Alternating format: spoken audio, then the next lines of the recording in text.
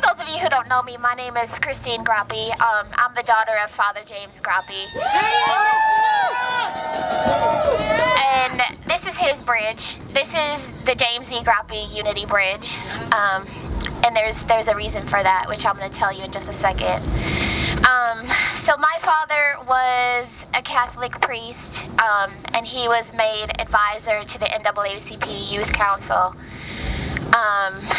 in 1965. And they thought when they hired him that he was gonna kind of, calm the youth council down. Like, we got these young radicals. Let's get this like nerdy white priest to come and like help them chill out. But what they didn't know was that he liked what they were doing and he was gonna help them take it to the next level. So the two locations that we have in our march tonight are actually both significant, starting with the Eagles Club. One of their first actions was to protest the Eagles Club. The Eagles Club was a social club in Milwaukee. Almost all elected officials in the city belonged. They were all members.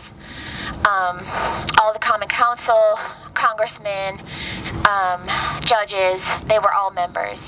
And it came to the attention of the Youth Council because African Americans would be arrested and they would come before the judge, and the judge is a member of a segregationist all-whites club, yet they would claim to be impartial when they were on the bench. And the Youth Council wanted to send a message like, look, how can you be impartial when you're a member of a club that has a whites-only policy? Exactly. So then when African Americans come before you and you're supposed to give a fair judgment, there's no way that you can do that. So they picketed in front of the Eagles Club for a little bit over 2 months, from February until April.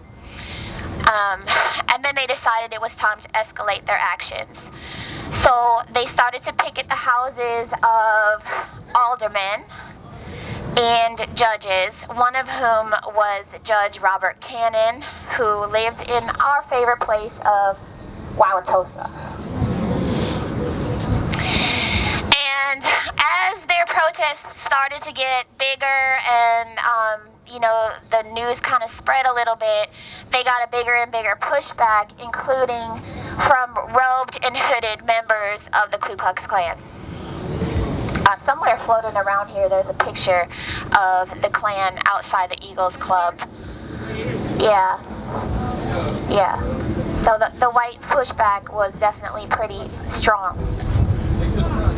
In fact, it was so strong that they started to fear for the safety of the marchers. So the governor at that time, Governor Warren Knowles, a Republican governor, he called out the National Guard, and the National Guard came out to actually protect the protesters, which they did.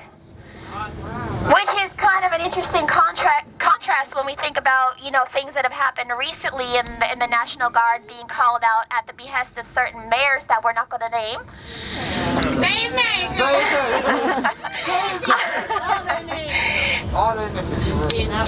So unfortunately, the Eagles Club never did change their policy. They were not fully integrated until at least 1979, probably sometime in the 1980s. And so the Youth Council kind of felt like they had failed because they didn't achieve their objective. They didn't desegregate the club, and the judges didn't resign their membership, and they continued on as usual. So in that sense, they lost. In another sense, they won because it led them to fight greater battles, like the battle for fair housing in Milwaukee, which is when they marched for their 200 consecutive nights, starting on August 28, 1967.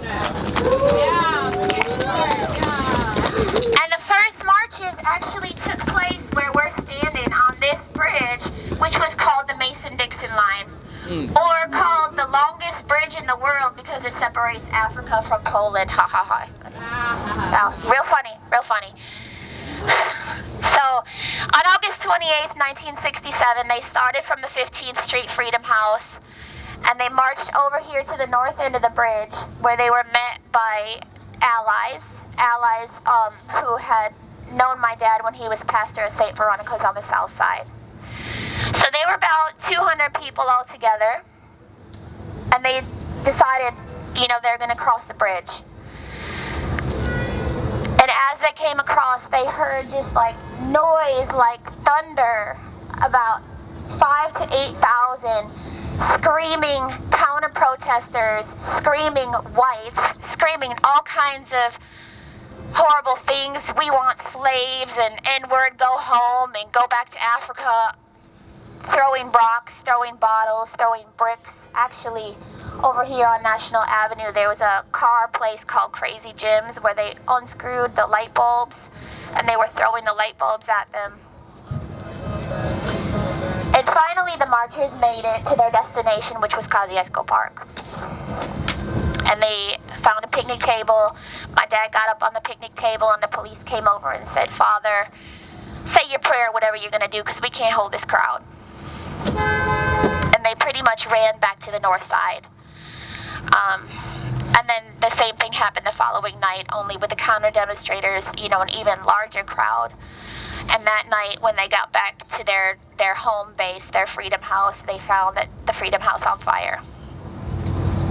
So the police said that they had seen a sniper on the roof. And so they had thrown tear gas canisters inside the house and burned the house down. Luckily, everybody got out safely. After that, Mayor Meyer declared marching, like a moratorium on marching. He wasn't going to allow any marches. The youth council decided to march anyway. Many of them were arrested in the following days, and they continued on for their 200 nights. At the end of those 200 nights, again, they felt like they had failed because open housing still hadn't passed in the city of Milwaukee. Open housing wouldn't pass until after the death of Dr. King. So after their 200 nights, they thought, there's no point in continuing. We're losing this fight.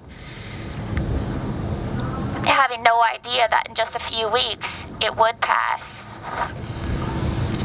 So some people might say that they failed. But in a larger sense, they were successful because all of us are standing here. Yeah.